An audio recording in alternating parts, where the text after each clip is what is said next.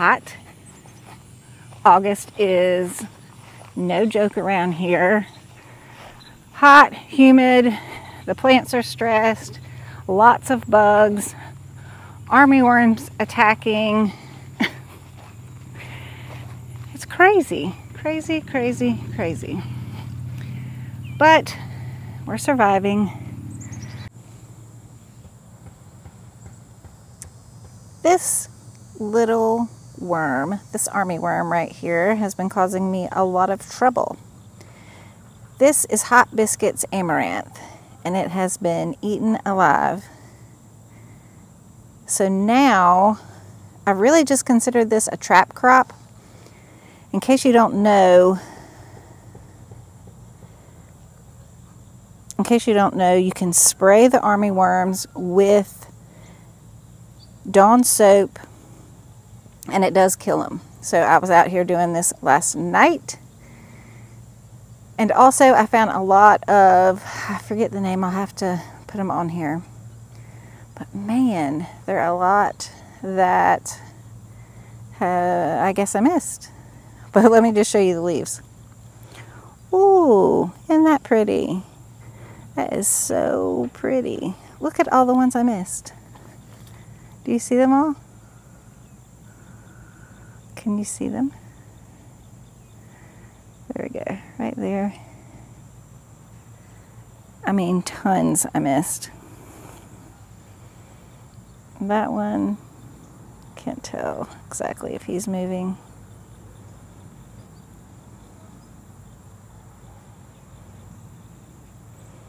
And we'll come back out here when I'm done with this. So this is one part of the fall garden. Yep, not looking very pretty. And I could just cut the amaranth down, Hot Biscuits, because I really don't think it's going to be useful. But it is useful. Look at all of them. Can you see them all? It is useful because now I'm using it as a trap crop for these armyworms. So I will be out here in a minute after we get this all done.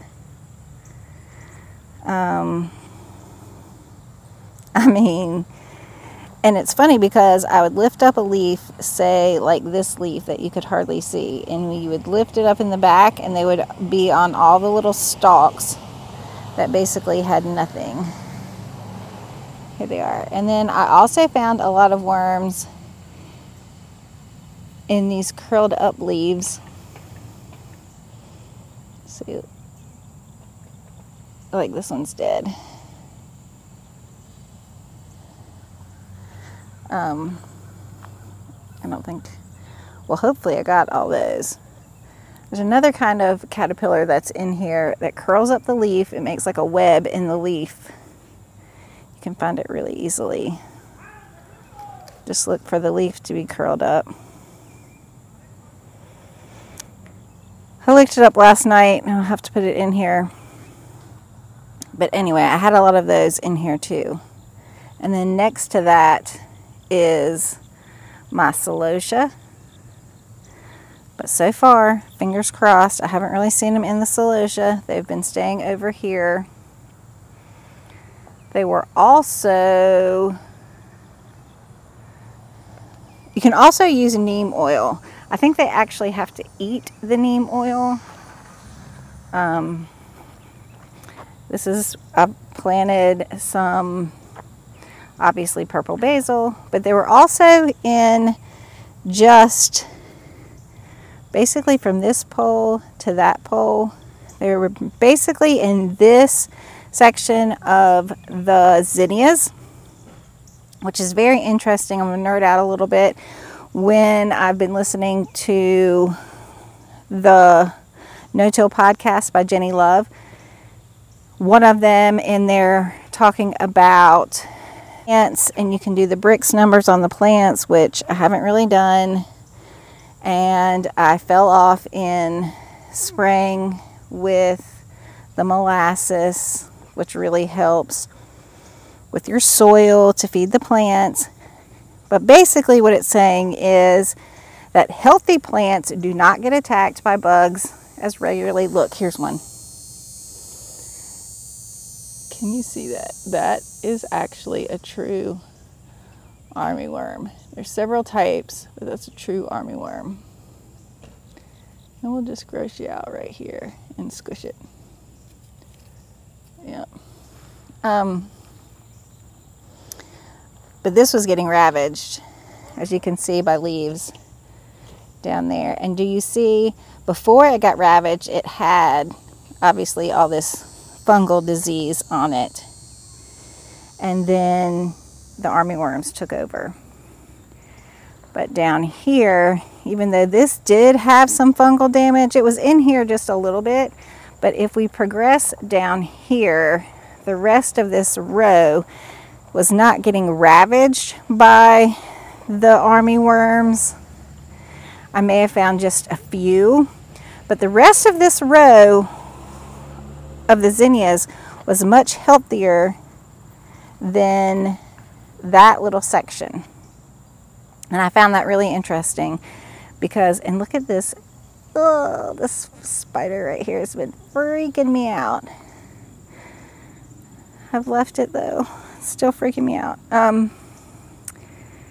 So it's been really interesting to me that the healthier zinnias, which is this section right here, did not get attacked by the armyworms, whereas this section, which was definitely not the healthiest, these got ravaged by the armyworms. And again, I was planning on just pulling these zinnias out, but again, now I'm using these as a trap crop. I want the armyworms to stay here. If they're going to go anywhere, stay there and stay off of this row of the zinnias and the marigolds. And since I'm over here, I can show you a better picture. So that is my hot biscuits amaranth that is just covered with armyworms. And prior to that, it was getting eaten by the bugs and whatnot. So I wouldn't say it was the healthiest. It was definitely getting eaten alive by different bugs, which amaranth around here tends to. And I really tend to not plant amaranth. And this might be my sign to not plant it. But hot biscuits was going to look really good in fall, and so I thought I'm going to go ahead and plant just a really small patch and see how that does. How it does. And then here is cosmos, double click, and then some more cosmos, and then some basil. Those are just rogue celotias that I just let go. I was gonna, when I found all the armyworms, I thought I'm gonna just cut this down, but then I thought, no, I really need to kill all the armyworms over here, which they're really caterpillars. I'm not sure why they're called armyworms, but I need to kill them all, and then I really should leave this as a trap crop.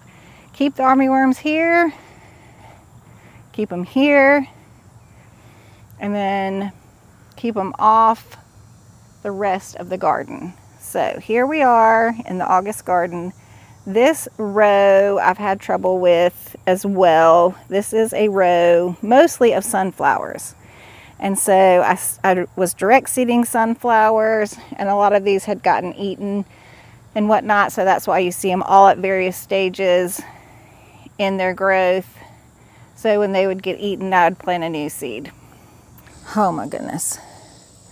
This row right here is killing me. Killing me. All right. So these are sunflowers, and I keep planting and replanting. Obviously, you see some that have come up, and then obviously you see a lot that haven't. They actually have. It's just that the slugs or something is eating them. It's either slugs or some cutworms or something. So we've got some direct seeded sunflowers here. And then after that started happening, this is my last section of direct seeded. These are the Pro Cut Plum. I decided that I should start doing my sunflowers and plug trays again. It was that time of year. So this was my last section of direct seeded sunflowers. And then I've got some celosia over here. We'll see if that really has time to grow season. I'm seeing some plumes over there. They're kind of short, but anyway, we'll see. I've been loving this patch of cocoa marigolds. It has really saved my bouquets. Since I haven't had sunflowers, it's really filled a big spot in the bouquets. So I've loved that. Here are a few of my floret zinnias still going strong. This was one of my last successions. Again, this is the section of good zinnias. And then at the end here, what I was talking about, we have this from this post to that one. Not so good zinnias right there.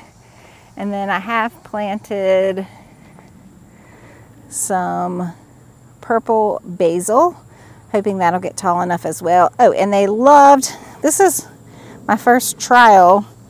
These are actually pink kale flowers, and they ravaged that. They loved those. Those actually were pretty healthy. I think they just really liked them. So, oh well. That was a trial. We'll see how that goes. I don't know. Maybe they'll recover. But the armyworms loved those. This is my perennial yarrow.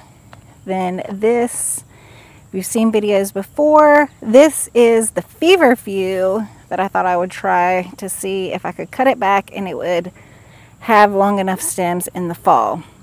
Negative. That did not work. I mean, it's still here, but not long enough stems for the fall. I've got a few little cosmos that I stuck over here, and some purple basil that I stuck over here. And then check this out. Right? So here are some more zinnias I have over here. These are mostly floret zinnias, and these are looking pretty healthy and have maybe gotten a few caterpillars, but nothing ravaged over here. Really nice. And then some dill, but I plant dill for these caterpillars, which I do not mind because they're swallowtail caterpillars. They're all over my dill here. And then this is the scabiosa that I planted a year ago that needs to be cut down. This is the random celosia that's come up, the basil, and this is cosmos, double click, and then the ravaged hot biscuits amaranth that I could probably stand all day and squish even more caterpillars, but I need to just come out with my Dawn soap and spray again. I can stand here and squish them. It is quite, ooh, look at this. A little National Geographic in action.